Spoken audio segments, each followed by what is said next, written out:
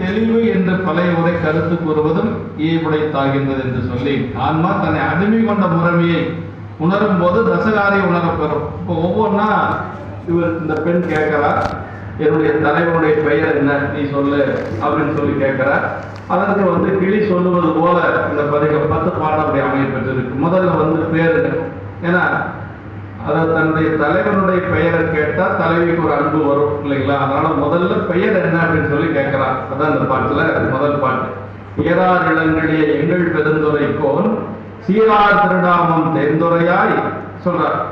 அப்ப அந்த பெருமானுடைய பெயரை கொஞ்சம் சொல்லு அப்படின்னு சொல்லி கேட்கிறார். அழகு நிறைந்த இளங்கிலேயே எமது திருப்பெருந்துறை நாதனுடைய திருப்பெறை ஆராய்ந்து உரைப்பாயாக. திருப்பெருந்துறை பெருமானுடைய பெயர் என்ன நீ கொஞ்சம் ஆராய்ந்து சொல்லு அப்படின்னு சொல்லி சொல்றார். அதற்கு அந்த கிளி சொல்லுதுங்க, ஆரூரன் செம்பெருமான் வெண்மணலான் ஆட்கடலான் செப்புவ போல் எம்பெருமான் தேவர்கிறான் என்று.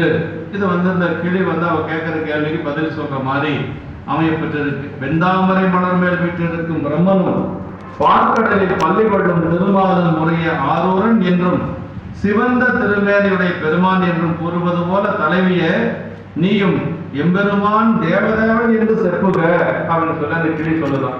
அதாவது அங்க இருக்கக்கூடிய திருமால் பிரம்மன் எல்லாம் என்ன சொல்றாங்க, பெருமான என்ன சொல்றாங்க, ஆரூரன் சிவந்த திருமேனியுடைய பெருமானே அப்படின்னு சொல்லி பெருமான வாழ்த்துவாங்களாம். அது மாதிரி நீ என்ன செய்யறப்பா, தேவதேவன் என்று நீ செப்புவாயாக என்று சொல்லி தேவர்களுக்கெல்லாம் தலைவனாக இருக்கக்கூடிய பெருமான் என்று நீ சொல்லணும்னு சொல்லி கிளி சொல்வது போல அமைய பெற்றிருக்கிறது. அது ஏறார் இளங்கிளி என அழகு நிறைந்த கிளியே என்று சொல்லி தான் வளர்த்து கிளிகிட்ட அந்த பெண் பேசுவது போல அமைய பெற்றது. வெண்மலரான் செம்பெருமான் என்றும் பார்க்கடலான் ஆரூரன் என்றும் செப்பு போல என எதிர்நிலை நிறையாக கொள்கை என்று சொல்லி சொல்றார். இறைவனுக்குரிய திருநாமங்கள் 1000 நாமங்கள் இருந்தாலும் அவனுடைய புகழ் காரணமாக விளையுது. பேராயிரம் பரவி வானோரியத்தும் பெருமானை அப்படின்னார் இல்லையா அப்பர் சாமிகள். பெருமானுடைய நாமம் இவ்வளவு நாமம்னு சொல்ல முடியாது. 1000ன்னா 1000 நாமமே அப்படி அல்ல. எண்ணில்லாததுக்கு பேர் 1000, அவ்வளவுதான். எண்ணில்லாத நாமத்தை உடையவர் பெருமான்.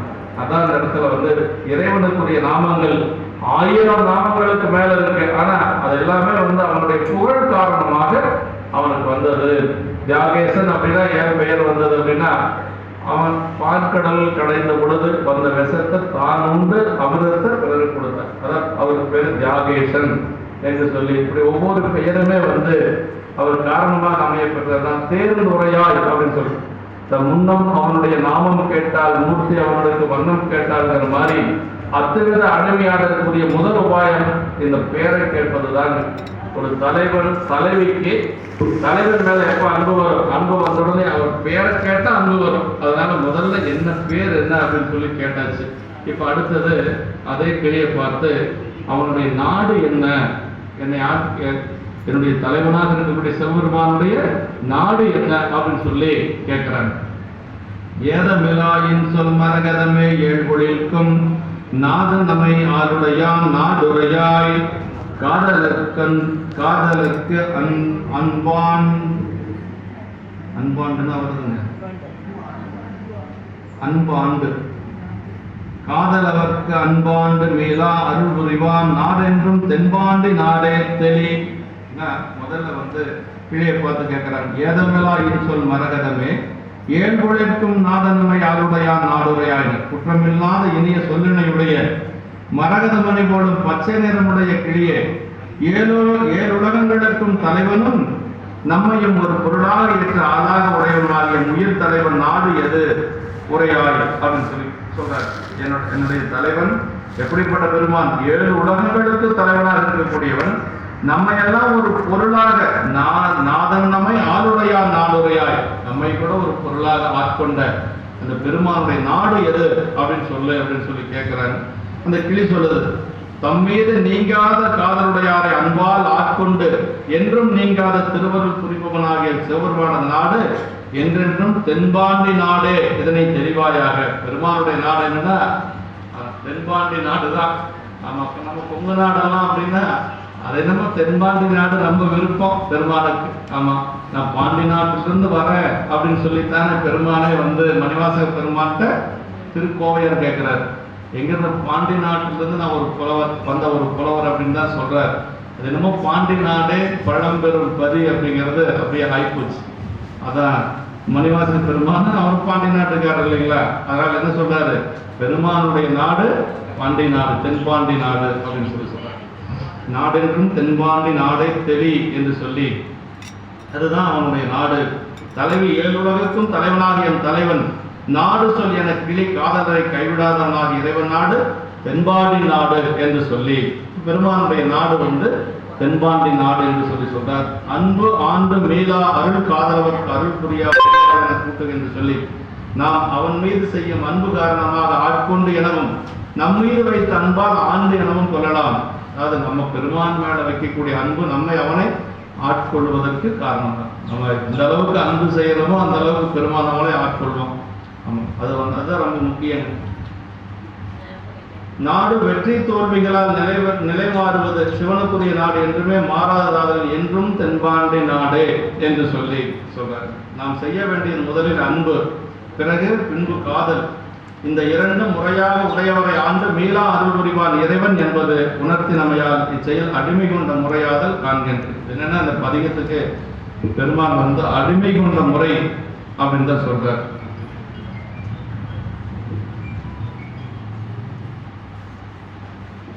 முதல்ல நம்ம பெருமான் என்ன செய்யணும், அன்பு செய்யணும் அப்படிங்கிறார். அதற்கு பிறகு காதல். அந்த அன்பு ரொம்ப முத்தி போச்சுன்னா எப்படி மாறும், காதலாக மாறும். பெருமான் இடத்துல கொள்ளக்கூடிய காதல் அதான்.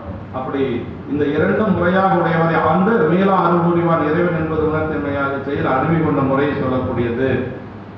அடுத்து வந்து ஊர் என்ன அப்படின்னு சொல்லி கேட்கிறேன். இப்ப நாடு என்னன்னு கேட்டாச்சு, பெயர் என்னன்னு கேட்டாச்சு, தேவதேவன்னு சொல்லு அப்படின்னு அந்த கிளி சொல்லியிருக்கு. நாடு என்னன்னு கேட்டதுக்கு தென்பாண்டி நாடே தெளி, தென்பாண்டி நாடு தான் அவனுடைய ஊர் அப்படின்னு நாடுன்னு சொல்லியாச்சு. சரி, ஊர் என்ன அப்படின்னு சொல்லி இப்போ அந்த கிளியை பார்த்து கேட்கிறேன். காதாடு பொந்தோலை தத்தாய் நமையாடும் மாதாடும் பாகத்தன் வாழ்பதியன் கோதாட்டி பத்தரெல்லாம் பார்மேல் சிவபுரம் போல் கொண்டாடும் உத்தர கோசமங்கை ஊர். சாமியினுடைய ஊரே உத்தர கோசமங்கை தான். என்னங்க சாமி எல்லா பக்கம் இருக்கிறாரு அப்படின்னா அவருக்கு பிடித்தது உத்தர கோசமங்கை, அவருக்கு பிடிச்சதாலே மணிவாசக பெருமானுக்கு பிடித்தது. ஆட்கொண்டதுக்கு பிறகு முதல்ல போனது உத்தர கோசமங்கை தான். அங்கதான் அட்டமா சித்திகள் கிடைச்சது அவருக்கு, எல்லாமே அங்கதான். மணிவாசக பெருமான் இறைவனை விட்டு பிரிகின்ற பொழுது ஆட்கொண்ட இறைவன் எல்லா அடியார்களையும் கைலாயத்துக்கு கூட்டிட்டு போயிட்டார். இவர் ஒருத்தர் மட்டும் நீ இரு அப்படின்னு சொல்லிட்டார். அந்த வருத்தம் தாங்காம தான் திருவாசகம் நமக்கு பாடுறாரு. இப்படி வருத்தப்பட்டு நிக்கிறாரே மணிவாசகர் அப்படின்னு சொல்லி சாமி என்ன பண்ணாருன்னா, நீ சிதம்பரம் வா, தில்லை வா அப்படின்ட்டு போயிட்டாரு. அப்படி தில்லை வான்னு சொன்னவர் இடையில வந்து உத்தரகோசம் அங்க வா அப்படின்னு சொல்லி சொல்லியிருக்கிறாரு. உத்தரகோசம் அங்க போய் தேடுன்னு தேடுறாரு, சாமி கிடைக்கல. இப்படி வர சொல்லி போட்டு நம்மளை சாமி விட்டுட்டாரு அப்படின்னு சொல்லித்தான் விட்டுடுதி கண்டாய் பாருங்க. அதற்கு பிறகு பெருமான் காட்சி கொடுத்து அதற்கு பிறகு அவருக்கு அட்டமா சித்திகள் எல்லாம் கொடுத்ததாக நமக்கு புராணத்தில் இருக்கு.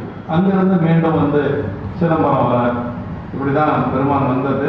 ஆனா அவருக்கு பிடித்த ஊர் அந்த உத்தரகோசம் அங்கதான் சொல்றாரு. தாதாடு பூஞ்சோலை தத்தாய் நமையாலும் மாதாடும் பாகத்தன் வாழ்வில் என் மகரந்தங்கள் செறிந்த பூக்களையுடைய சோழையன்றன் வாழும் கிளியே நம்மை ஆளுகின்ற உமையொரு பாகமுடையான் வாழ்கின்ற ஊர் யாது குறையாய் நீ சொல்லு அப்படின்னு சொல்லி கிளியை பார்த்து கேட்கிறாங்க. ஆனா கிளி சொல்லுது, கோதாட்டி பத்தரெல்லாம் ஆறுமேல் சிவபுரம் போல் சொல்றாங்க. இப்படி அடியார் பெருமக்கள் எல்லாம் இந்த உலகத்துல சிவபுரம் போல கொண்டாடக்கூடியது உத்தரகோசம். இப்ப கூட முழுக்காச்சு இல்லைங்களா, பார்மேல் சிவபுரம். சிவபுரம் எங்க இருக்கு, மேல கைலாயத்தில் இருக்கு. இந்த மண்ணுலகத்தில் ஒரு சிவபுரம் இருக்குதான், அதுதான் உத்தரகோசம் மங்கை. பழமையான ஒரு பழம்பெரும் உத்தரகோசம் மங்கைக்கு வரலாறே இல்லை. 5000 ஆண்டுகளுக்கு மேலேன்னு சொல்றாங்க. ஆனால் எப்போ உருவாச்சுன்னு யாருக்கும் தெரியாது. அதனாலதான் வந்து உத்தரகோசம் மங்கை அவ்வளவு சிறப்பு. வாய்ப்பு கிடைக்கிற அன்பர்கள் போயிட்டு வரலாம். இப்போ அருமையாக பண்ணியிருக்காங்க. தங்க கூரையெல்லாம் அமைச்சிருக்காங்க. அரண்மனை அறக்கட்டளை சார்பாக அந்த சிதம்பரத்தில் எப்படி பொற்கோரை அமைத்திருக்கிறாங்களோ அது மாதிரி அங்கே அந்த எலக்ட்ரோ கோல்டு பிளேட் அப்படின்னு சொல்லி சொல்லுவாங்க. அந்த தங்க கூரையெல்லாம் அமைச்சிருக்கிறாங்க. ரொம்ப அற்புதமான திருப்பணி செஞ்சிருக்காங்க. ரொம்ப ரொம்ப நல்லா இருக்கு. அந்த தூணெல்லாம் ஆயிரங்கால் மண்டபமெல்லாம் ரொம்ப அருமையாக இருக்கு. நல்ல வேலைப்பாடு. வாய்ப்பு இருக்கிறவங்களுக்கு போயிட்டு வரலாம். அதான் சொல்றாரு, ரொம்ப உத்தரகோச மங்கையே ஊர் என்று சொல்லி. ஆனால் நால்வர் பாடல் பெற்றது இல்லை, 3 பெருமக்கள் பாடலை போன மாதிரி பாடுன மாதிரி நமக்கு வரலாறு இல்லை. உத்தரகோச மங்கை, ஞானசம்பந்த பெருமான், நாவுக்கரசர், சுந்தரர் மூவரும் பாடல். மணிவாசக பெருமான் போயிருக்கு. மணிவாசக பெருமானுக்கு அங்கே தான் எல்லாமே கிடைக்கும். அப்படி அந்த கோதாட்டி பத்தரெல்லாம் அன்பர்கள் அனைவரும் இந்த பூவலையில் சிவருமாகிய கைலாயம் போல பாராட்டி கொண்டாடும் திரு உத்தரகோச மங்கையே ஊர் என்று சொல்லி, தலைவன் ஊர் எது என்று சொல்லி தலைவிக்கு கிழி சொல்லுது. அன்பர்கள் பூலோக கைலாசமாக கொண்டாடக்கூடிய உத்தரகோச மங்கையே ஊர் என்று சொல்லி சொல்றார். பார்மேல் சிவபுரம், ரொம்ப அருமையான சொல்லுங்க. பார்வை இந்த உலகத்துல பூலோக கைலாயம், அன்பர்களுக்கு உத்தரகோச மங்கை பூலோக கைலாயமாக விளங்குவது என்று சொல்லி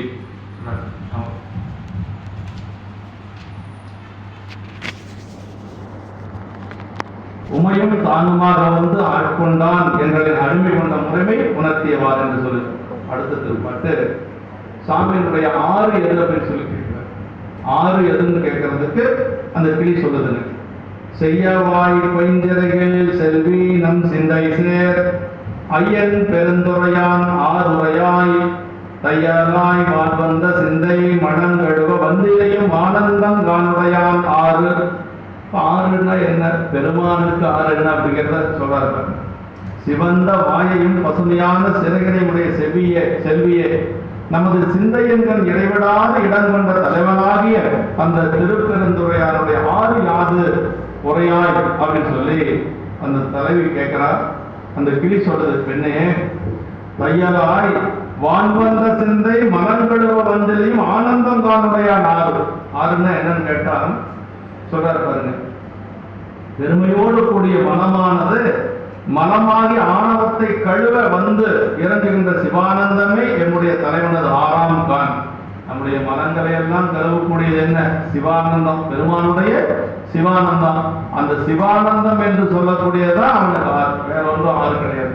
6 அப்படிங்கிறது அந்த சிவானந்தமே 6 என்று சொல்லி சொல்றார். இது தலைவி கிளியை நோக்கி, தலைவனது ஆற்றின் பெயர் வினவ கிளி ஆணவ மனத்தை கழுவும் ஆனந்தமே அவனது 6 அப்படின்னு சொல்லி பாருங்க. எப்படி நம்மளுடைய ஆணவ மனத்தை கழுவக்கூடியது என்ன அப்படின்னா பெருமானுடைய சிவானந்தம் என்று சொல்லக்கூடிய அந்த இறைவனுடைய திருவருள் தான் நமக்கு வந்து ஆணவ மலை எப்ப நீங்கன்னா பெருமானை வழிபாடு செஞ்சா ஆணவ மலை நீங்கும்.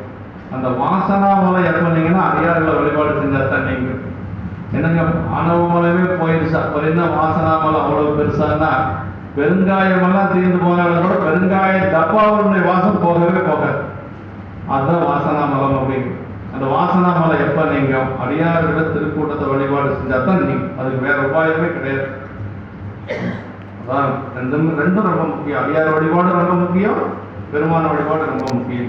மலம் கழுவ வான் வந்திலையும் ஆனந்தம் உடையான் 6 கான் என கூட்டு என்று சொல்லி, தங்கள் மலங்கழுவு வார்வந்து சார்ந்ததினால் எங்கள் பிராட்டியும் எங்கோனும் போற்று செய்த பொங்கு உடவில் புகப்பாய்ந்து பாய்ந்தனும் சங்கம் சிலம்பு கலந்தாக்க கொங்கைகள் பொங்க குடையும் புனல் பொங்க பங்கைய பூங்குணல் பாய்ந்து ஆடையலோர் என்பாவாய் திருவம்பாவை சொல்லுவீங்களா.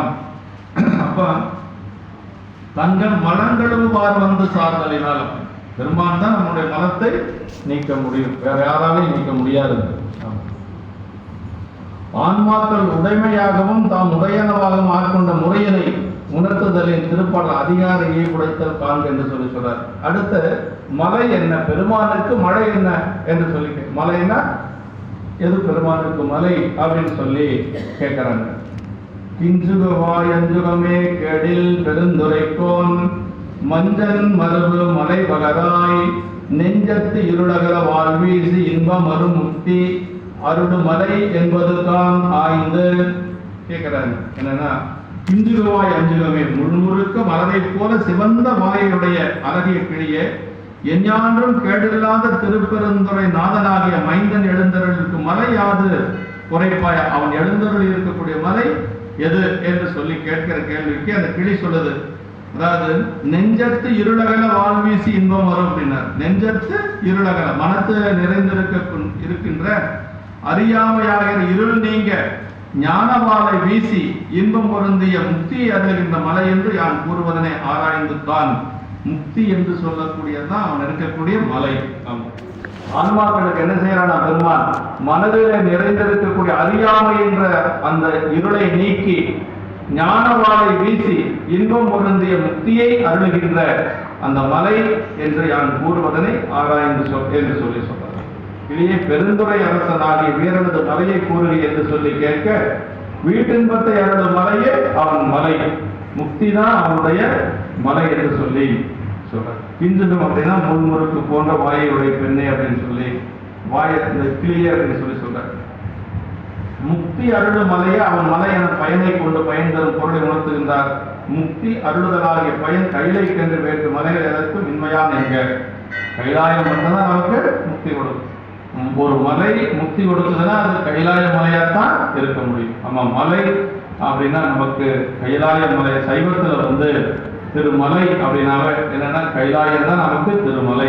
திரு அப்படின்னா சிவபெருமான் இருக்கக்கூடிய மலை என்று சொல்லி, அப்புறம் சரி சாமி ஊர்ந்து செல்லக்கூடிய அந்த ஊர்தி என்ன அப்படின்னு சொல்லிட்டு விடை அப்படின்னு சொல்லி வந்ததுக்கு விடை ஊர்தி தானே.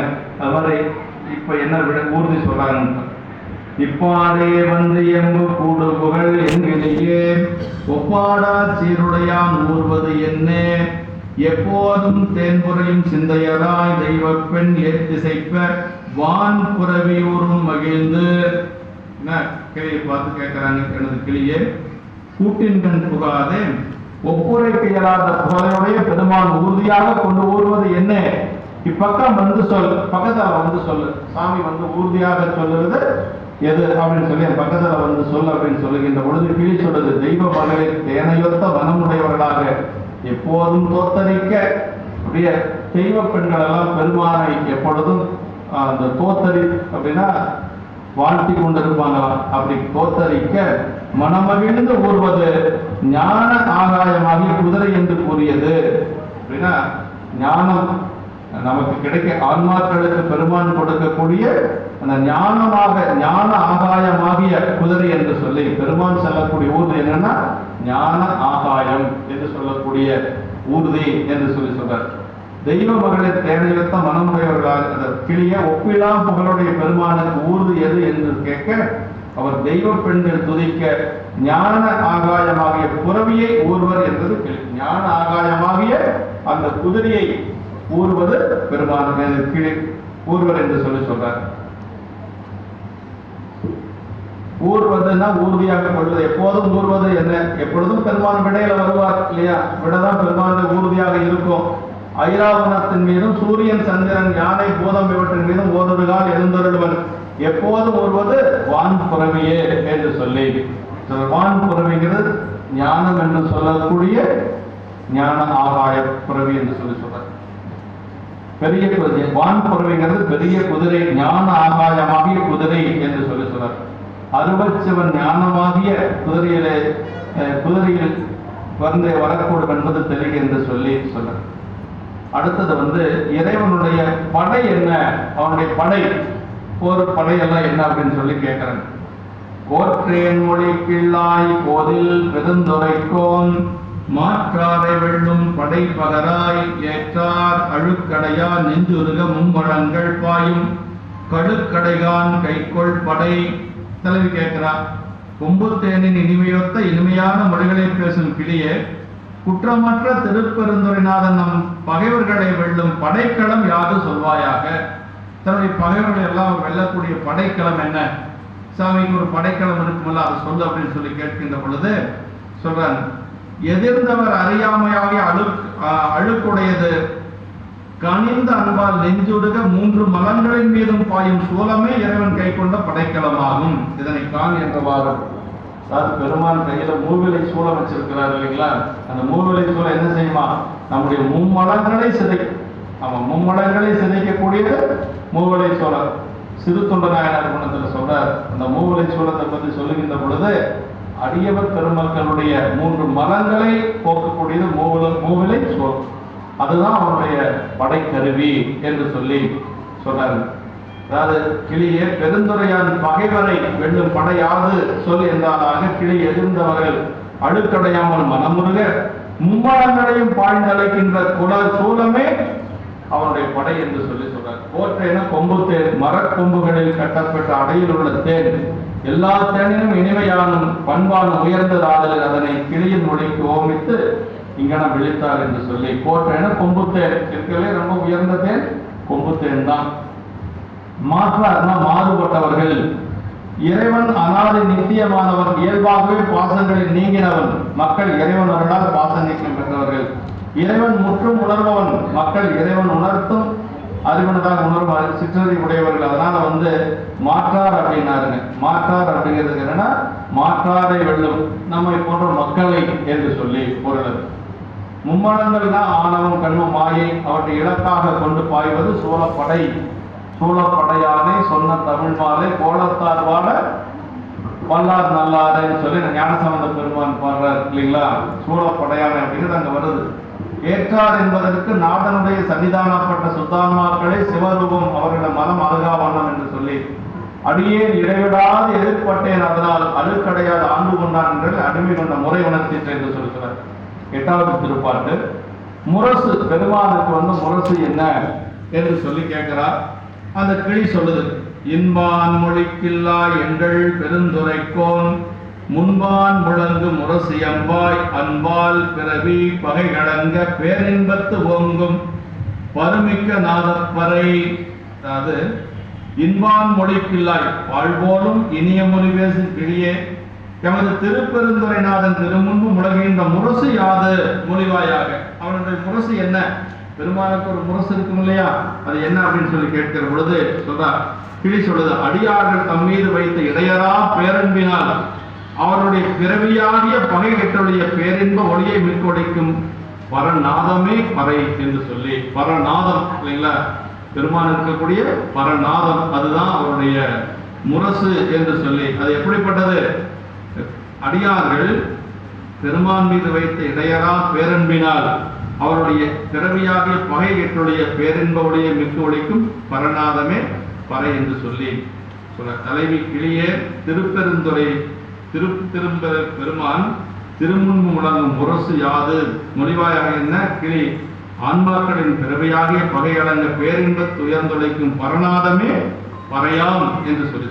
அடியார்கள் அன்பு செய்ய அதனை உபாயமாக கொண்டு பிறவியை போக்கி பேரின்பத்தை ஓங்க செய்தான் இறைவன் என்பது உணர்த்தல் இந்த பாடல் அடிமை கொண்ட முறையை அறிவிப்பதாயிற்று என்று சொல்லி. அடுத்து மலை மாலை பெருமானுடைய அணிந்து கொள்ளக்கூடிய மாலை. தார் அப்படின்னா மாலை. மாலை என்ன? இறைவனுக்கு மாலை என்ன அப்படின்னு கேட்கிறது. ஆயமொழிக்கில்லாய் அல்லோரும் முன்வருவாலும் மேய பெருந்துரையான் மெய்த்தாது என் தீயவனை நாளும் அணுகாவண்ணம் நாயேனை ஆளுடையான் தாழி அருகாம் உவந்த தார்ன மாலை. அவனுடைய மாலை என்ன? ஆராயத்தக்க மொழிகளை பேசுங்கிறியே இன்பம் சுரக்கின்ற அன்பரிடம் விரும்பி எழுந்தருடைய திருப்பெருந்துரை நாதன் அணிந்துள்ள உண்மையாகிய மாலையாது என்று சொல்ல. தலைவியே நாயையொத்த அடியேனை தீவனைகள் அணுகாத வண்ணம் தினமும் காத்து ஆதாகவும் ஏற்றருளும் தலைவன் விரும்பிய மாலை கொடி அருகாம் என்றவாறு என்று சொல்லி. கொடி அருகாம்னா அதாவது தீவனை அணுகாத வண்ணம் நாயனை காத்தருளுவதே அவன் மாலை என்று சொல்லி. தீவனை அணுகாத வண்ணம் நாயனை காத்தருள்வதுதான் அவன் அணியக்கூடிய மாலை என்று சொல்லி சொல்றார். என் நாயனை தீயவனை அணுகாவண்ணம் ஆளுடையான் இறைவன்பால் என் அன்பு செய்து அவன் என்னை ஆட்கொள்வதற்கு முன்பு தீவனைகள் சூழ்ந்து நலிந்தன. பிறைமதி பெருமானை அடைவதற்கு முன் தக்கன் முதலாயின சாபம் அவனை நலிந்தது போல இறைவன் நாயனை ஆட்கொண்ட பின்பு வினைகள் எம்மை சாரம் மாட்டா ஆயின நலிந்து விலகின அங்கனம் எம்மை ஆட்கொண்டவன் என்று சொல்லி சிவ யோகமே பொருளென காட்டி நாயனை அடிமை கொண்டவன் என்பதால் சிவயோகம் கூறியது என்று சொல்லி பழைய முறையில சொல்லப்பட்டிருக்கு. அடுத்து கடைசியில் கொடி. பெருமானுடைய கொடி என்ன அப்படின்னு சொல்லி கேள்வி.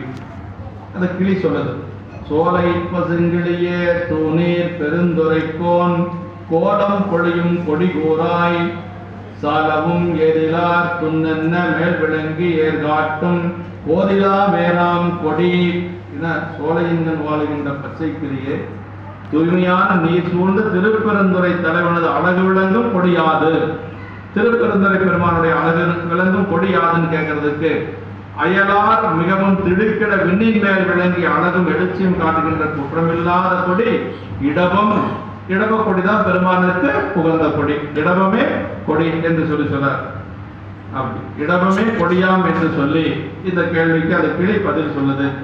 ஏதிலார் அப்படி இடபம் அறவடிவினதாதலின் போதிலா ஏறு எனப்பட்டது. யானும் தானும் வேறின்மை காட்டும் மெய்கின்ற சிவபோகமே கொடியாதலின் செய்யில் சிவபோகம் கூறியது என்னும் பழைய உரை என்று சொல்லி புறச்சமயத்தாரையும் சிவத்தொடுகிறாரையும் நடுங்கச் செய்வது கொடி என்றமையான் அடியார்களின் அச்சத்தை போக்கி காப்பது என்பது போதறுதலின் அடிமை கொண்ட முறைமை உணர்த்தியவாறு காண்க என்று சொல்லி உரையாசிரியர் சொல்லியிருக்கிறார். அடுத்து திருப்பள்ளி எழுச்சி ஆசிரியர் இன்னும் வரல. திருப்பள்ளி எழுச்சி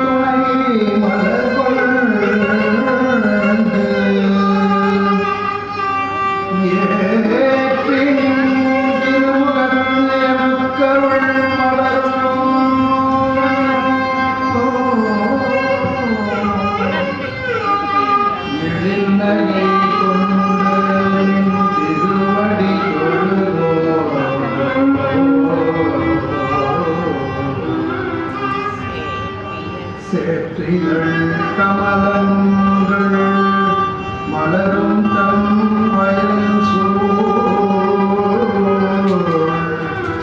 திருப்பெருந்துறை சிவபெருமானே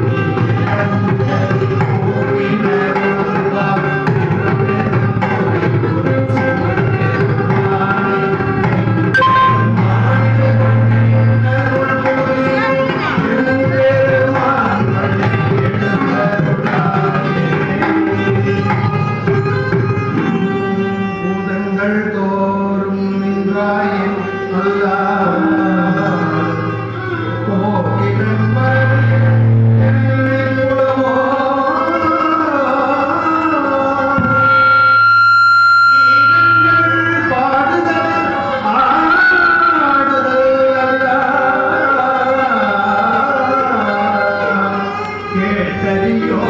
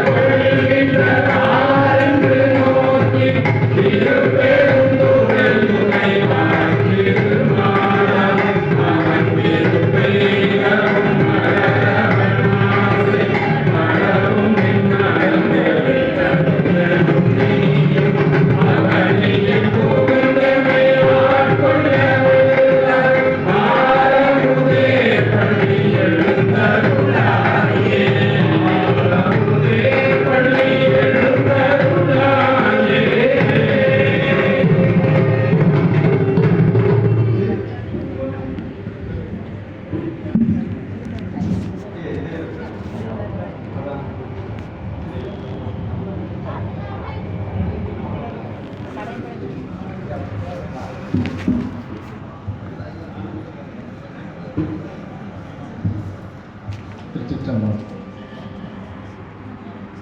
இறைவனுடைய திருவருளாலும் குருவருளாலும் மாணிக்கவாசக சுவாமிகள் அருளை செய்த திருவாசகத்தில் திருப்பள்ளி எழுச்சி என்ற இந்த பகுதியில்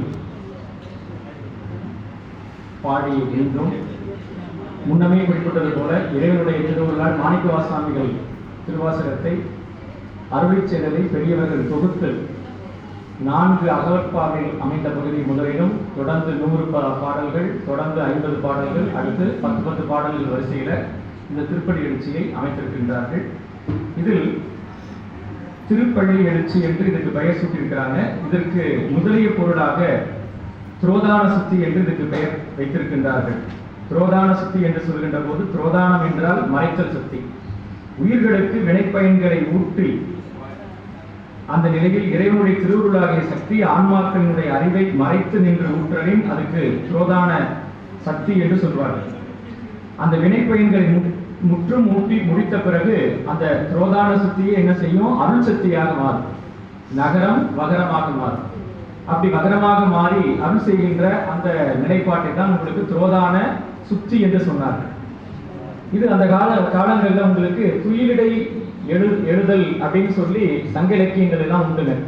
அதாவது அரசனை போய் புலவர் பெருமக்கெல்லாம் எழுப்புவாங்க. காலையில் அரசன் இந்த சிறப்புகள் தான் செய்தான் என்று சொல்லி அவனை எழுப்புவது என்பது ஒரு மரபு. அந்த ஒரு மரபின் அடிப்படையில் இறைவன் நமக்கு அகில உலகத்துக்கும் அரசனாக இருக்கக்கூடிய இறைவனை எழுப்புவதாக நமக்குள் இருக்கின்ற இறையாற்றலை எழுப்புவதுதான் இந்த பதிகத்தினுடைய உண்மையான முதலிய நோக்கம். இந்த திருப்பள்ளி எழுச்சி குறித்து நம்முடைய தெய்வ சேக்கிழார் பெருமானுடைய பெரிய புராணத்தில் ஒரு அற்புதமான ஒரு குறிப்பு வருகின்றது. நீரணிந்தார் அகத்திருளும் நிறைகங்குள் புறத்திருளும் மாறவரும் திருப்பள்ளி எழுச்சி என்று சொல்கிறார் தெய்வ சேக்கிழார் பெருமான் திருநாவுக்கர சுவாமிகளுடைய திருப்புராணத்தில். அப்ப நமக்கு அந்த இப்ப நம்ம ஒவ்வொரு காலத்துக்கு போய் வழிபட்டா இங்க புண்ணியம் அப்படிங்கிறது இப்ப தற்சமயம் சில பிற்காலத்துல தோன்றிய நூல்கள்ல சொல்லப்படுகிறது.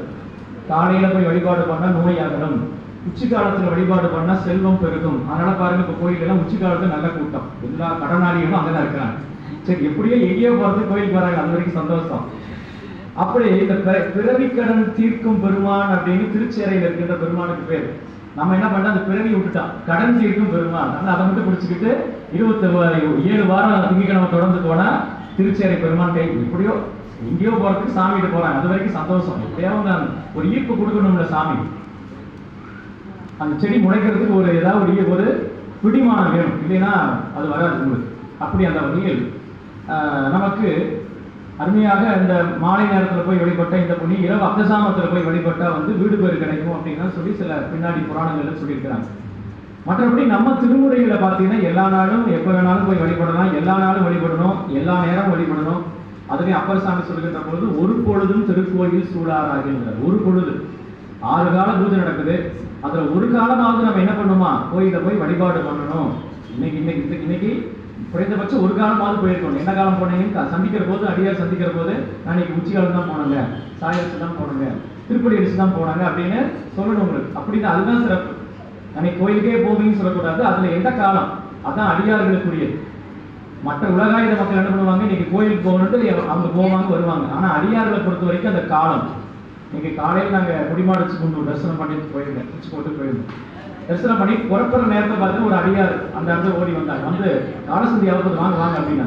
நாங்கள் தவறாம தொண்டீஸ்வரர் கோயில் காலசந்திக்கு போவோம். சரி, நம்ம இன்னைக்கு வழிபாடு பண்ணிட்டு நான் போகலாம்னு நினைக்கிற போது பெருமாள் பாருங்க ஒரு அன்பர் மூலமா போய் நின்று சுவாமி கிட்டையும் அம்பாள் நம்ம செங்கோட்டு விடவட்டி காலசந்தி வழிபாடு தரிசனம் பண்ணக்கூடிய ஒரு பாதி. அப்போ ஒரு கோயிலுக்கு போனோம்னா அந்த கால வழிபாட்டில் கலந்து கொள்ள வேண்டும். அப்படிப்பட்ட நிலையிலே நமக்கு திருமுறைகளில் எந்த இடத்துலையும் இந்த காலத்துக்கு போய் வழிபட்டா இந்த புண்ணியம் அப்படிங்கிறது நேரடியாக சொல்லப்படவில்லை. ஒரே ஒரு பதிகத்தை தான், இந்த பதிகத்தை திருப்பள்ளி எழுச்சி மட்டும்தான் சேக்கிழார் பெருமானுடைய பெரிய புராணத்துல அருமையா சொல்லியிருக்காரு. நீர் அணிந்தார் அகத்திருளும் நிறை கங்குள் புறத்திருளும் மாறவரும் திருப்பள்ளி எழுச்சி. திருநீர் அணிந்த அடியார்களுடைய நீரணிந்தார் அகத்திருள், திருநீர் அணிந்த அடியார்களுடைய அகையுள். அகையுள்னா ஆணவமனம். வெளியே இருக்கக்கூடிய புறையுள். உலகத்துல தங்கு இருள் 2 அப்படின்னு தெய்வ சேக்கிழார் பெருமானே சொல்வார். தங்கு இருள் 2. ஒன்று வெளியே கண்ணுக்கு தெரியக்கூடிய புறையுள், இன்னொன்று என்னன்னு பார்த்தீங்கன்னா கண்ணுக்கு தெரியாத அகையுள். இதுல எதுங்க கொடியது அப்படின்னு பாத்தீங்கன்னா அந்த அகையிருள் தான் கொடியது. திருவருப்பையில உமாபதி சிவம் அற்புதமா சொல்றாரு. அந்த புறையிருள் கூட என்ன பண்ணும், ஒன்றும் காட்டாது, தன்னை காட்டும், எல்லாத்தையும் மறைச்சிடும். சாயங்காலம் வந்தோடனே ஒரு புறையிருள் என்ன பண்ணுங்க, எல்லாத்தையும் மறைச்சிடும். மறைச்ச பிறகு எல்லாத்தையும் மறைச்ச பிறகு என்ன பண்ணுவோம், நான் தான் மறைச்சிட்டு இருக்கிறங்கிறது காட்டும். அப்ப அது பரவாயில்லைங்க, அது நல்லது, துரோகி இல்லை, நல்லது. ஆனா இது என்ன பண்ணும், இதுவும் ஒரு பொருளையும் காட்டாது, தன்னையும் காட்டாது. எது அகையிருள். இதுவும் நம்ம என்ன பண்ணா, நம்ம அறிவை மறைச்சிடும், எல்லா நல்ல விஷயத்தையும் மறைச்சிடும், எல்லா உயர்ந்ததையும் மறைச்சிடும், எல்லா இன்பத்தையும் மறைச்சிடும், எல்லா உறவு பொருளையும் மறைச்சிடும். நம்ம காட்டுறதெல்லாம் பகை பொருளை உறவு பொருளா காட்டும், துன்ப பொருளை இன்ப பொருளா காட்டும், தாழ்ந்ததை உயர்ந்ததா காட்டும். இதுதான் ஆணவ மலத்துடைய வேலை. அப்ப நம்ம அறிவை மறைக்கின்ற இந்த ஆணவ மலம் என்ன பண்ணுது, மற்ற பொருளையும் மறைக்கிறது, தன்னையும் காட்டாது. யாருக்குமே பாத்தீங்கன்னா ஆணவம் தனக்குள்ள இருக்குங்கிறத ஒத்துக்கவே மாட்டாங்க. வழிபாட்டில் வந்து நம்ம அடியாருன்னா ஓரளவுக்கு பாடெல்லாம் கேட்டு ஒத்துக்குவோம். மற்றவங்க என்ன பண்ணுவாங்க, அப்படிலாம் கிடையாது. என்ன பார்த்து என்ன நீ இப்படி சொல்ற அப்படின்னு அறிவு இருக்கான்னு ஒரு வார்த்தை மட்டும் கேட்டு பாருங்க, எல்லாத்துக்கும் வரும். ஏன்னா அறிவை வந்து மறைச்சிட்டு இருக்கு, இல்ல அறிவு செயல்படாம தான் இருக்கு, ஆனா அது ஒத்துக்க மாட்டேன். அப்படிப்பட்ட நிலையில் என்ன தவறு செய்தாலும் கூட என்ன பண்ணுவாங்க, நேரம் சரியில்லைங்க, கிரகம் சரியில்லைங்க, சேர்க்கை சரியில்லைங்க, தனக்குள்ள இருக்கிற அறியாம ஒத்துக்கவே மாட்டாங்க. யாரையெல்லாம் குறை சொல்ல முடியுமோ சொல்லுவாங்க. அப்படிப்பட்ட நிலையில் அந்த இடத்துல ரொம்ப தெளிவாக நம்முடைய தெய்வ சேக்கிழார் பெருமான் சொல்றார், திருநீர் அணிந்தாரை அகத்திருடும் நிறை கங்குல். கங்குல் என்றால் இரவு, இரவனுடைய புரைகள் ரெண்டுமே மாறக்கூடிய ஒரு காலம் எதுனா திருப்பலி எழுச்சி.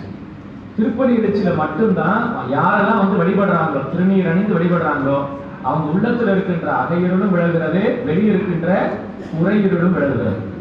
ஒரே நேரத்தில் இரண்டு இருள் விலகக்கூடிய ஒரு காலம் எதுனா அதுதான் திருப்பலி எழுச்சிங்கிறாங்க. அப்ப திருப்பலி எழுச்சி போய் வழிபட்டா நமக்கு ஆணவ மலத்திலிருந்து விடுபடலாம் அப்படிங்கிற ஒரு குறிப்பை தெய்வ சேக்கிழார் பெருமான் திருநாவுக்கர சுவாமிகளுடைய திருப்புராணத்துல சொல்லுகிறார். அப்ப அந்த அற்புதமான அந்த அடிப்படையில் தான் இறைவனை அதிகாலை நேரத்துல எழுப்புவதாக அவருக்கு பள்ளி எழுச்சி நடத்துறோம். அரசனுக்கு பள்ளியர் பூஜை அகசாம பூஜை நடத்துறதுலாம் கூட ஒரு உபச்சாரம். அவர் உறங்க போயிட்டா நாமெல்லாம் என்ன பண்ணுவோங்களுக்கு, நமக்கெல்லாம் ஏது நிலைப்பாடு. அப்ப சாமிக்கு செய்யக்கூடிய ஒரு உபச்சாரம். வடநாடுகள்லாம் பார்த்தீங்கன்னா சாமிக்கு என்ன பண்ணுவாங்க, குளிர்காலங்களில் கம்பளம் போடுவாங்க, அந்த சுருட்டு வைப்பாங்க, இதெல்லாம் வைப்பாங்க. அதெல்லாம் எதுக்குன்னா ஒரு அன்பின் மிகுதி. அது மாதிரி தான் நம்ம பகுதியிலையும் பார்த்தோன்னா உங்களுக்கு நாம என்ன பண்றோம், பெருமானுக்கு நீராட்டு பண்றது, அமுது படைக்கிறது எல்லாமே உபச்சாரங்கள். அதையெல்லாம் பெருமான் வந்து அதையெல்லாம் கடந்தவர். கருமேனிக்கு தான் உண்டு, திருமேனிக்கு இந்த உபச்சாரங்கள்லாம் தேவையில்லை. இருந்தாலும் நம்ம ஒரு பாவனை, சாமிக்கு ஒரு அன்பை வெளிப்படுத்துவதற்காக இந்த பாவனைகளை செய்கின்றோம். அந்த நிலைப்பாட்டில் தான் இறைவனுக்கு அர்த்தசாம பூஜை, பள்ளியறை பூஜை நடத்தும், பொன்னூசல் பாடி செய்யறோம். அதே போலதான் காலையில் என்ன பண்றோம், திருப்பலி எழுச்சி என்று சொல்லி பெருமான் எழுந்து வருவதாக. அப்ப நம்ம அடியார் பெருமக்கெல்லாம் போய் சாமி எழுந்து வருவதனால் நாங்களாம் எவ்வளவு உய்தி கொள்கிறோம் அப்படிங்கிற ஒரு குறிப்பை உணர்த்து முகத்தானாக பாடி அருளியதுதான் இந்த அற்புதமான திருப்பலி எழுச்சி என்று சொல்லக்கூடிய திருப்பதிகம். அன்பர்கள் எல்லாம் நாளும் அதிகாலையில ஓதி, அது ரொம்ப அற்புதமாக ஓதுவாமத்திலாம் பாடினாங்க. புறநீர்மை பண்ணல, அந்த புறநீர்மை பண்ணல காலையில் நீங்க அதிகாலையில பாடுகின்ற பொழுது ஏற்படக்கூடிய அந்த எழுச்சி, அந்த உணர்ச்சி அப்படிங்கிறதெல்லாம் காலையில பாடினாத்தான். 10 மணி 12 மணிக்கெல்லாம் பாடினீங்கன்னா அது எப்படி இருக்கும், உங்களுக்கு ஏதோ பாடுற மாதிரி இருக்கும். இப்பவே இவங்கெல்லாம் பாடுறது கேட்கறது இவ்வளவு ஒரு ஆனந்தமா இருக்கு. நீங்க அந்த அதிகாலை நேரத்துல ஒரு 6 மணிக்கு முன்பு இதெல்லாம் கேட்டு பாருங்க, அவ்வளவு ஒரு பேரானந்தமாக இருக்கும். அன்பர்கள் அனுபவத்தில் அவற்றை எல்லாம் கண்டுகொள்க என்று சொல்லி கொண்டு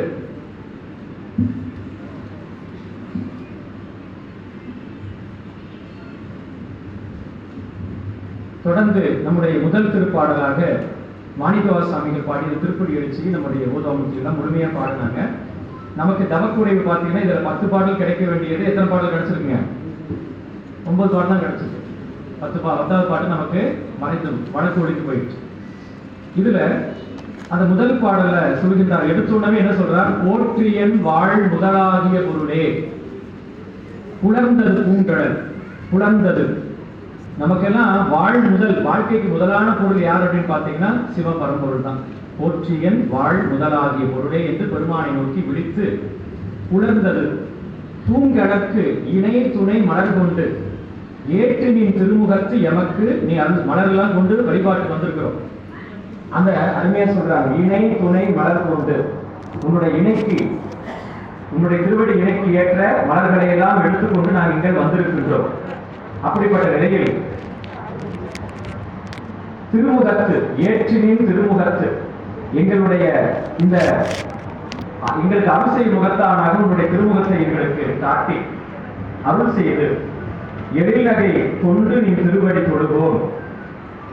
அப்படி தொழுகின்ற பொழுது சேற்றுதல் கமலங்கள் மலரும் தன் வயல் சூழ் திருப்பெருந்துறை வரை சிவபெருமானை ஏற்று உயர் கொடியுடையாய் எனையுடையாய் எம்பெருமான் பள்ளி எழுந்தருளாயே என்று சொல்லி பெருமான் ஏற்று உயர் கொடி என்று சொல்லக்கூடிய விடைக்கொடி உடையவனாக இருக்கின்றார். அந்த விடைக்கொடி உடைய பெருமானே பள்ளி எழுந்தருளாயே என்று நம்முடைய மாணிக்கவாசக சுவாமிகள் பெருமானை போற்றுகின்றார். தொடர்ந்து இரண்டாவது திருப்பாடல்ல அருணன் இந்திரன் திசை அணுகினன் இருள் போய் அகன்றது. ஆக சூரியன் அங்கே தோன்றிவிட்டான். அருணன் இந்திரன் திசை அணுகினன் கீழ் திசை முழுவதும் என்னவாயிற்று உங்களுக்கு? அதையே விழுத்து விட்டது. அகன்றது உதயம் நின் மலர்த்திரு முகத்தின் கருணையின் சூரியன் எழ எழ. அப்போ உன்னுடைய கருணையாகிய முகத்தில் தோன்றுகின்ற அருளை போல சிறிது சிறிதாக சூரியன் என்னவாயிற்றான்? எழுந்து விட்டான். அப்படி எழ எழ நயன கரிமலர் மலர உன்னுடைய விழி போன்ற தாமரை மலர்கள் எல்லாம் அலர. இது ஒவ்வொன்றா ஒரு உருவகப்படுத்தி சொல்றாரு. அந்த சூரியன் அப்படியே எழுகிறது. அது எழுகின்ற பொழுது அதுக்கு முன்னாடி சொல்றாரு உங்களுக்கு, அதே அந்த திசை இருள் போய் அகன்றது உதயம், அதே பொன்மயமாக மாறியது. அது உன்னுடைய பொன்னார் திருமேனியை நினைவுபடுத்தியது. அதுக்கப்புறம் என்னவாச்சு உங்களுக்கு? கருணையின் சூரியன் எட எட இருளை விளக்கிக் கொண்டு தாங்கள் அருள்முகத்தை அன்பர்களுக்கு காட்டுவது போல அப்படியே சூரியன் மெல்ல மெல்ல உதயமாகின்றார். அந்த நிலையில் அது மட்டுமல்லாமல் அந்த சூரியனுடைய உதயத்தின் காரணமாக தாமரைகள் மலர்கிறது. அது எப்படி இருக்கு? உன்னுடைய கண் மலர்வது போல தாமரைகள் மலர்ந்து விட்டது.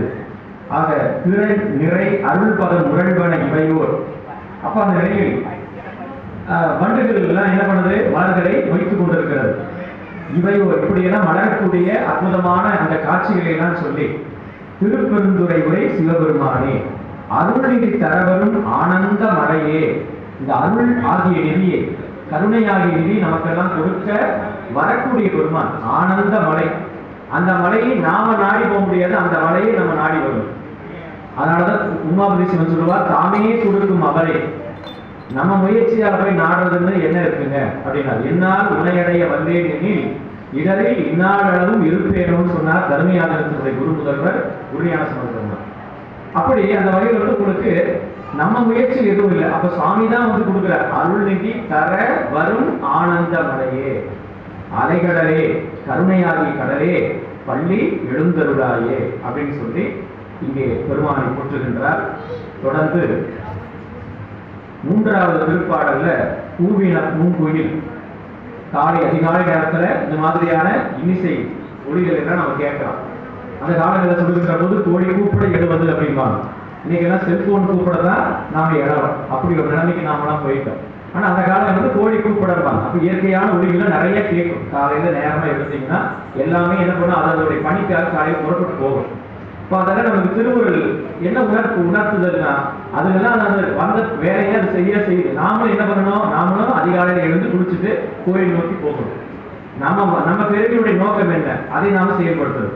நம்ம விட அறிவில் குறைந்த உயிரினங்கள்லாம் வழிபாட்டை பற்றி அறியாத உயிரினங்கள் அதோடைய வேலை என்ன செய்கிறது? வழிபாட்டை பற்றி தெரிந்த உயர்ந்த உத்தம பிறவி எடுத்திருக்கின்ற நாம் என்ன செய்யணும்? வழிபாடை நோக்கி போகணுங்கிறது தான் அந்த உயிரினங்கள் எல்லாம் காட்டுது. அதாங்க காட்டுறாரு. பூவின பூங்குயில், பூவின கோழி, குருகுகள் எல்லாம் இயம்பின. குருகுகள்னா பல வகையான நீர் பறவைகள் எல்லாம் பல விதமான ஒலிகளை எழுப்பின. அதே நேரத்தில் இயம்பின சங்கம், சங்கு ஒலிக்கிறது, சங்குநாதம். திருச்சங்கு இல்லாத திருவில் ஊரும் என்பார் அப்பர் சாமி. காலையில கோயில் என்ன பண்ணுவாங்க? கண்டிப்பாக திருச்சங்கநாதம் முழக்குவாங்க. அப்ப அந்த சங்கு ஒலி என்பது ஒரு மங்கள ஒலி. இன்னைக்கு தான் சங்கு அப்படின்னா நம்ம என்ன சங்கு ஒலி தான் அப்படிங்கிறாங்க.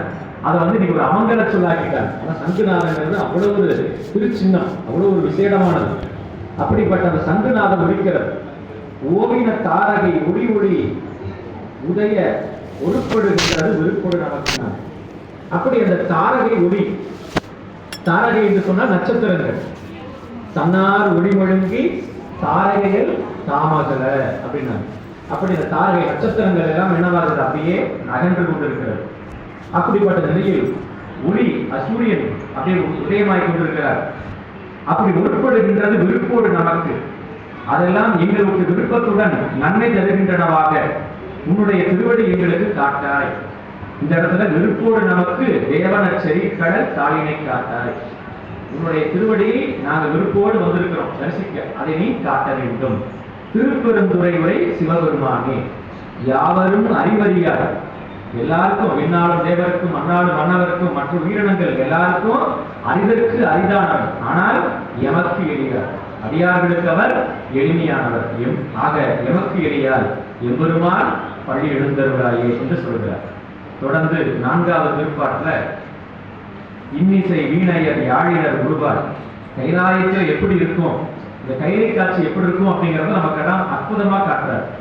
இவருடைய பாடலை வைத்துக்கொண்டு பின்னாடி தெய்வ சேக்கிழார் பெருமான் திருமலை சிறப்புல அற்புதமாக அந்த காட்சியெல்லாம் காட்டுவார். இப்படியெல்லாம் முனிவர்கள் அஞ்சலி பண்ணாங்க, தேவர்கள் அஞ்சலி பண்ணாங்க, அற்புதமா காட்டுவார். இதையெல்லாம் வைத்துக்கொண்டுதான் பின்னாடி என்ன பண்ணாங்க, வெள்ளித்திரையில திருவிளையாடல் திரைப்படத்தில் நீங்க எல்லாம் பார்த்துருப்பீங்க. எப்படி அருமையான கைலை காட்சி. அப்படி ஒரு படம் மறுபடியும் பார்க்கவே முடியாது, அதோட முடிஞ்சு போச்சு. ஓல்ட் இஸ் கோல்டு, அவ்வளவுதான். அவ்வளவு அழகாக அந்த கைலாயம் எப்படிலாம் இருக்கும்னு காட்டினாங்க.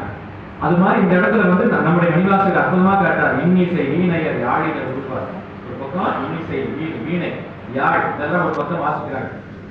இருக்கோடு தோத்திரம், ரிக்வேத முதலான தேவாரம் திருவாசகம் முதலான தோத்திர பாடல்கள் ஓதக்கூடிய ஓதுவார் மூர்த்திகள் கூட்டம், வேத விற்பனர்களுடைய கூட்டம் ஒரு பக்கம், துண்ணிய பிணை மலர் கையில உருவார். கையில மலர்களை கொண்டு தொடுத்த மலர்கள், உதிரி மலர்கள் இதெல்லாம் கையில எடுத்துக்கொண்டு அங்கே ஒரு பக்கம் அந்த மலர்களை ஏந்தி அடியார் பெருமக்கள்லாம் ஒரு பக்கம் நிற்கிறாங்க. நெருக்க தொடுத்த மலர்களாம். இந்த துண்ணிய பிணை மலர், துண்ணுதல்னா நல்ல நெருக்கமா, பிணைத்தல் நெருக்கமாக கட்டப்பட்ட.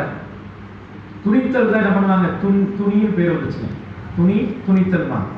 அப்படி நெருக்கமாக துணித்தல் நெருக்கமாக தொடுக்கப்பட்ட அந்த பிணை மலர், அதெல்லாம் கையில ஏந்தி கொண்டு, கையில் அடியார் பெருமக்கள்லாம் மலரோடு வந்து பெருமான் வழிபாடு செய்யறாங்க. போதோடு நீர் சுமந்து ஏற்றினார். பார்த்தீங்களா, வர வியாழக்கிழமை ஐயாருடைய அற்புதமான கையை காட்சி.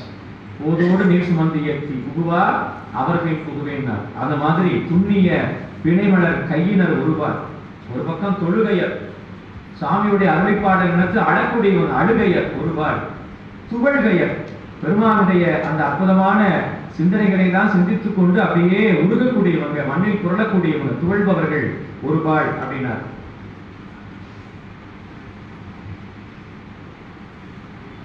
துவழுதல் என்று சொன்னால் பெருமானுடைய திருவுருளை நினைந்து மனம் உருகுதல், நிலை நிற்காமல் இயலாமல் மெலிந்து துவண்டு விழுதல், விழுவது எழுவது. அப்பரடிகள் கைலை காட்சியை கண்டதே ரொம்ப அருமையாக சொல்லுவார் தெய்வ சேக்கிழார் பெருமான். அவருடைய பேரெய்தும் மேனி, அவருடைய அற்புதமான அந்த உருவ திருமேனி என்ன பண்ணதான், விழுகிறதா. நின்று வணங்குறாருன்னு பார்த்தீங்கன்னா மறுபடியும் இருப்பார். சரி, கீழே விழுந்து வணங்குறான்னு நினைச்சீங்கன்னா அடுத்து மேல் நிற்பார். இப்படி விழுமுன்பு எழுதலும் அப்பரடிகளுடைய அந்த திருமேனி நடராஜாவுடைய அந்த அருட்காட்சியை பார்த்து அப்படி உருகிறார். அது மாதிரி அதான் துவழ்கையர். சில கைலாய யாத்திரை போன அன்பர்கள்லாம் சொல்லுவாங்க, முதல் தரிசனம் அங்கே மானசரோவரில் கண்ட பிறகு அப்படிதான் அன்பர்கள்லாம் அந்த மானசரோவர் கரையில அழுது புரண்டு புலம்புவாங்கன்னு சொல்லி கேள்விப்பட்டிருக்கோம். அப்படிலாம் அந்த முதல் காட்சியை அதுக்காக தான் பயணம் மேற்கொண்டு போறாங்க, பல ஆயிரக்கணக்கான மைல் தூரம் போறாங்க. அந்த முதல் காட்சி பார்த்தோன்னா அப்படி அன்பர்கள் இதே போன்று அதை உருகுவார்கள் என்று சொல்வார்கள். அப்படிப்பட்ட அந்த காட்சி துவழ்கையர் ஒருபாள் அருமையா சொல்றார். அடுத்தது சென்னியில் அஞ்சலி கூப்பிடர், அதுக்கு மேல கைகூப்பி வணங்கக்கூடிய அடியார் திருக்கூட்டம் ஒரு பக்கம். திருப்பெருந்துறை உரை சிவபெருமானே என்னையும் ஆண்டு கொண்டு, சாமி பேர்பட்ட பெருமான் என்னையும் நம்மையும் ஒரு பொருளாக்கி நாய்சிவியில் ஏற்றுவித்த அம்மையனுக்கு அருடையவாறு ஆர்ப்பெருவார் அச்சோடு. எப்பவுமே மாணிக்கவாச சாமிகள் அவருடைய பாடல்கள்ல பிரிவாற்றாமை, நன்றி உணர்வு, எல்லா இடத்துலையும் இந்த ரெண்டு விஷயத்தை பதிவு பண்ணுவார். அதில் நன்றி உணர்வுல என்னையும் ஆண்டு கொண்ட எம்பெருமானே, இன்னொரு புரிந்த பெருமானேன்னு சொல்லி பரவுறாருங்க. தொடர்ந்து 5வது திருப்பதிகம், பூதங்கள் தோறும் நின்றாயனின் அல்லாள். அப்ப எல்லா பூதங்களிலும் நீ கடந்துள்ளன் என்று பலரும் சொல்லுவது அன்றியும், போக்கிலன் வரவிலன் என நினைப்புலவோ. இன்னும் என்ன சொல்றாங்க தத்துவத்துல, இறைவனுக்கு போக்கும் இல்லை வரவும் இல்லை. போக்கும் வரவும் உணர்வும் இல்லா புண்ணியனே. சாமிக்கு போக்கும் இல்லை வரவும் இல்லை, இன்னொரு உயிரோட போய் சேர்தலும் இல்லை. அது இப்படிப்பட்ட தன்மையுடையவன் நம்முடைய பெருமான். ஆகவே போக்கிலன் வரவிலன் என நினைப்புலவோர் இப்படி கீதங்கள் பாடுதல் ஆடுதல் அல்ல, இப்படியெல்லாம் அடியார் பெருமக்கள் பாடுவதும் ஆடுவதும் உன்னுடைய பெருமையெல்லாம் சொல்லி கேட்டறியோ உன்னை கண்டறிவார். இப்படி எல்லாரும் பாடுறாங்க, பேசுறாங்க. ஆனா இதுவரைக்கும் உன்னை கண்டவர்கள் என்று நாங்கள் இதுவரைக்கும் யாரையுமே கேட்டதில்லைன்னு சொல்றாரு. கண்டவர் வெண்டிலர், வெண்டவர் கண்டிலர்னு சொல்லுவாங்க. ஏன்னா பெருமானுடைய அந்த நிலையை பசுஞானத்தாலும் பாசஞானத்தாலும் அவனை காண முடியாது. அவனருளாலே அவன் தான் வணங்கிங்கிறத சொல்றார். அதனாலதான் இந்த இடத்துல கேட்டறியும் உன்னை கண்டறிவார்னா நம்முடைய ஆன்ம அறிவாலையும் நம்முடைய இந்த உடல் அறிவின் மூலமாகவும் இறைவனை கண்டார்கள் என்று இதுவரைக்கும் நாங்க கேட்டறியோம். எந்த காலத்திலையும் கிடையாது. எந்த காலத்திலையும் நம்ம முயற்சியை காண முடியாது. திருவருளே நமக்கு என்ன பண்ண, அவனருளே கண்ணாக காணினல்லார், அவனருளாலே அவன் தான் வணங்கி, அதைத்தான் சொல்றார். ஆக கேட்டறியும் உன்னை கண்டறிவாரை சீதன்கொள் வயல்திரு பெருந்துறை மன்னா, நல்ல குளிச்சு பொருந்தி வயல்களால் சூழப்பட்ட திருப்பெருந்துறை மன்னா, சிந்தனைக்கும் அறியார். நம்முடைய பசுஞானத்துக்கெல்லாம் எப்பேற்பட்டவன் இறைவன், அப்பாற்பட்டவன், நம்மளுடைய சிந்தனைக்கு அப்பாற்பட்டவன், சிந்தனைக்கும் அறியார். நிறைய பேர் இன்னைக்கு சிவபெருமானை பற்றி உணராமல் இருக்கிறாங்க, சிந்திக்காமல் இருக்கிறாங்க. அதுதான் அந்த ஆன்மாவுடைய இயல்பு. இப்ப நமக்கு அந்த சிந்தனைக்கு இவருடைய வாய்ப்பு கிட்டி இருக்கு அப்படின்னா, ஏதோ நம்ம முயற்சி, நம்முடைய தவம், நம்ம இத்தனை நூல் படிச்சிருக்கோம், நம்ம இவ்வளவு தெரிஞ்சிருக்கோம்னு நினைச்சிடக்கூடாது. சாமியுடைய கருணை, அதான் உண்மை. ஆக சிந்தனைக்கும் அறியாய் எங்கள் முன் வந்து ஏதங்கள் அறுத்து குருநாதனாக நம் முன்னாடி காட்சி கொடுத்து நம்முடைய குற்றங்களை எல்லாம் களைந்து ஆண்டருள் புரிந்த எம்பெருமானே பள்ளி எழுந்தருளாய். ஏன்னா தனக்கு இறைவன் எல்லாருக்கும் இறைவனாக இருக்கிறார். மாணிக்கவாசக சுவாமி குருநாதராக இருந்து விசேடமா ஆட்கொண்டார். அதனாலதான் எங்கள் பெருமான் அப்படின்னார். அது மாதிரி இந்த இடத்துல குருநாதனாக எழுந்தருளி எங்களுடைய ஏதங்கள், நம்முடைய மனமாசுகளை எல்லாம் நீக்கிய பெருமானே பள்ளி எழுந்தருளாய் என்று அருள்கின்றார் என்று சொல்லி தொடர்ந்து 6வது திருப்பதிகமாக பப்பர வீட்டிலிருந்து உணரும் நீ நடியார் பந்தனை வந்தறுத்தார் அவர் வளரும் மைக்கூறு கண்ணீர் மானுட தியல்பில் வணங்குகின்றார் என்று சொல்லக்கூடிய இந்த அற்புதமான திருப்பாடல்ல செப்பூறு கமலங்கள் மலரும் தன் வயல் சூழ் திருப்பெருந்துறை உரை சிவபெருமானே. அற்புதமான செம்பு போன்ற கமலங்கள், ஒவ்வொரு சொம்பு ஒவ்வொரு கமலம்னா அப்படியே சொம்பு மாதிரி இருக்கா. செம்பு போன்று அழகான மலர்கள், தாமரை மலர்கள் மலரக்கூடிய வயல் சூழ்ந்த திருப்பெருந்துறை இருக்கின்ற சிவபெருமானே. பப்பர வீட்டிலிருந்து உணரும் நீ நடியார். ஆக பந்தனை வந்து அறுத்து ஆரவர் பலரும் மைப்பூர் கண்ணீர் மானுட தேர்வில் வணங்குகின்றார். ஆக நின் அடியார்கள் என்ன பண்றாங்க, உங்களுக்கு பப்பு அற வீட்டிலிருந்து உணரும் நீ நடியார். பப்பு என்ற சொல்லுக்கு பரபரப்பு அர்த்தம். பரபரப்பு அற வேகம் கெடுத்தாண்ட வேந்தன் அடிவருக. இந்த வேகம் அப்படிங்கிறது எதனுடைய அடையாளம் அப்படின்னு பார்த்தீங்கன்னா ஆணவ மனத்தினுடைய சாதம், ராட்சச குணத்தினுடைய அடையாளம். வழிபாட்டுக்கு உகந்த குணம் எது? சாத்வீக குணம். அப்ப பப்பு அற அப்படின்னா பரபரப்பு அற. எப்ப நமக்கு வேகம் குறையும், எப்ப நம்ம கிட்ட மனசு அளவாயாம பரபரப்பு இல்லாமல் இருப்போம் அப்படின்னா எல்லாம் உனது செயல், எல்லாம் உனது அருள், எல்லாம் உனது பொருள், எல்லாம் உனதருளே என்று இருந்தாள். எல்லாம் உனது செயல், எல்லாம் உனது அருள் என்று இருந்தாள். என்ன சொல்றார்? கொள்ளாத மாதுயரம் நீங்கும் மறுவு உனதடிக்கே ஆதரவாய் சொக்கநாதான. அப்ப ஏதேது செய்தாலும், ஏதேது சொன்னாலும், ஏதேது சிந்தித்திருந்தாலும் மாதேவா நின் செய்கை என்று எல்லாம் பெருமானுடைய திருவிழப்படி நடக்குது அப்படிங்கிற அந்த பக்குவ நிலைக்கு நம்ம வந்தா மட்டும்தான் என்ன பண்ணுவோம், உங்களுக்குங்க மனசு பரபரப்பு இல்லாம இருக்கும். இல்லைன்னா என்ன பண்ணுவோங்க, அடுத்து என்ன நடக்கும், நம்ம அங்க போய் யாரும் இது பண்ணணும் அது பண்ணணும். இப்ப நாங்க வரும்போது கொஞ்சம் தாமதமாகிட்டு என்ன நடக்கும், எல்லாம் சாமியுடைய திருவுருள் நினைச்சிட்டு வந்தோம். சாமி சரியா அந்த பதிகத்துக்கு நமக்கு என்ன பதிவு ஒதுக்கி இருந்தாங்களோ திருவுருள் கொண்டாந்து அந்த நேரத்துக்கு சேர்த்து. அப்ப இது பெருமானுடைய திருவுருள் தான் உங்களுக்கு. அப்ப அது மாதிரி சாமி நம்ம அவர் நடத்துறாரு, நாம போயிட்டா அங்க நடக்கும். நம்ம அப்படிலாம் எதுவுமே யார் இருந்தாலும் இல்லைன்னா நடக்க வேண்டியதுதான் சாமி நடத்த போறாரு. அப்ப என்னமோ சாமி திருவுருளப்படி நடக்கட்டும் அப்படின்னு அவர்கிட்ட ஒப்படைச்சிட்டு நம்ம கடமை நான் செஞ்சோம்னா போதும், அந்த பரபரப்பெல்லாம் அற்றுவிடும், மனம் ஒருநிலைப்படும். அதைத்தான் சொல்றாரு. அடியார் குடும்பங்கள் எப்படிப்பட்டவங்க, இந்த பரபரப்பு அற பப்பு அற வீட்டிலிருந்து உன்னுடைய திருவடியே நினைத்துக் கொண்டு உணரக்கூடிய அந்த அடியார் பெருமக்கள் உடைய பந்தனைகள் அறுத்து, பந்தம்னா அவங்களுடைய மனம் மாசுகளை எல்லாம், அவங்களுடைய பற்றுக்களை எல்லாம் அறுத்து அவர் பலரும் வந்து ஏற்கக்கூடிய இயல்பில் உடைய பெருமானே என்று சொல்லி இப்பிறப்பு அறுத்து எம்மை ஆண்டருள் புரிகின்ற பெருமானே. அந்த அந்த அடியார்களுக்கு அருள் செய்தது போல அடியனுக்கு இந்த மானுட பிறவியை நீ நீக்கி இனி பிறவாத நிலையை நீ கொடுக்க வேண்டும் அப்படின்னு சொல்லி சுவாமி கிட்ட வந்து கேட்டருள்கின்றார். தொடர்ந்து 7வது திருப்பாடலாக அதுபழச்சுவையென என்று தொடங்கக்கூடிய அற்புதமான அந்த திருப்பதிகத்துல அதுபழச்சுவையென அமுது என அரிதற்கு அரிது என எளிது என அமரரும் அறியார். சுவாமியுடைய நிலைப்பாடு வந்து சுவை, அதாவது பழச்சுவை கொண்டு அவன் திருத்திப்பான் என்றும் அவன் அமுதம் போல இனிப்பாக இருப்பான், நம்முடைய மரணத்தை தள்ளி போடுவான் என்றும் அரிதற்கு அரிதானவன் என்றும் அமர்களுக்கெல்லாம் அறிவறியன் என்றும் இப்படியெல்லாம் பலவிதமாக அவனுடைய இயல்புகள் இருக்கிறது. இவன் அவன் திருவுரு, அவன் இவன் எனவே இப்ப நம்ம குருநாதனாக வந்து ஆட்கொண்டிருக்கின்றான் இந்த திருவுருவத்துல. இவன் தான் யாரு? அவன் இவன். அவன் யாரு? எல்லா உலகத்துக்கும் மேல இருக்கின்ற பரம்பொருள், முன் கைலாயத்தில் சிவபுரத்தில் இருக்கின்ற பெருமான். அவன் தான் இவன், அவன் இவன். அப்ப என்ன அர்த்தம்? மானுட சட்டதாங்கி வந்திருக்கிறார். அருவரத்து ஒருவன் அவனியில் வந்து குருவரனாகி அருளியல் கொள்ளும். அப்ப எல்லா உலகங்களுக்கு மேல இருக்கின்ற பெருமான் தான் இங்க நமக்காக என்ன பண்ணிருக்காருங்க? மானுட சட்டதாங்கி வந்திருக்கின்றான். அவன் தான் இவன், அவன் இவன் எனவே இங்கு எங்களை ஆண்டு கொண்டு எழுந்தது. எதற்காக வந்திருக்கிறார்? அந்த அவனே இவனாக ஏன் வந்திருக்காரு? எங்களை ஆண்டு கொண்டு அருள் செய்வதற்காக, எங்களுக்கு அனுக்கிரகம் செய்வதற்காக வந்திருக்கின்றான். அப்படிப்பட்ட அந்த பரம்பொருளை அவருடைய திருவடி பணிந்து அவர் எமை பணிகொள்ளுமாறு எது அது கேட்போம். எது எமை பணிகொள்ளுமாறு அது கேட்போம். அப்படின்னா அந்த பரம்பொருள் எங்களை எப்படி உய்ய கொள்ளுகிறதோ அப்படி நாங்கள் ஏற்றுக்கொள்வோம். அவர் பெருமானுடைய திருவுளம் என்னவோ, நம்ம போய் நிக்கிறோம், கோயில என்ன தொண்டு நம்ம பெருமான் கொடுக்குறாரோ ஏற்றுக்கொள்வோம். நம்மள போய் நான் இதைதான் செய்வேன், நான் அதைத்தான் பண்ணுவேன். நம்ம போய் நிற்போம், சாமி நமக்கு என்ன கொடுக்குறாரோ அதை ஏற்றுக்கொள்வோம், என்ன கொடுத்தாலும். அதனாலதான் வேண்டும் பரிசு ஒன்று உண்டு எனில் அதுவும் உந்தன் விருப்பன்றே என்று சொன்னாங்களவா, அது மாதிரி வந்து ரொம்ப அற்புதமான இடம். எதிர்மை பணிகளும் ஆறுனா வழி, அது கேட்போம், அதை நாங்கள் ஏற்றுக்கொள்கிறோம் அப்படிங்கிற அந்த மிக உயர்ந்த பக்குவத்தை வந்து நாங்கள் இந்த இடத்துல அமைச்சு காட்டுறாங்க. அடுத்து பார்த்தீங்கன்னா 8வது திருப்பாட்டுல முந்திய முதல் நடு இறுதியுமானாய் மூவரும் அறிகில யாவர் மற்ற அறிவார். முந்திய முதல் நடு ஆக பெருமான் தான் இந்த உலக எல்லாவற்றுக்கும் முதலாகவும் நடுவுமாக இறுதியுமா இருக்கின்றான்.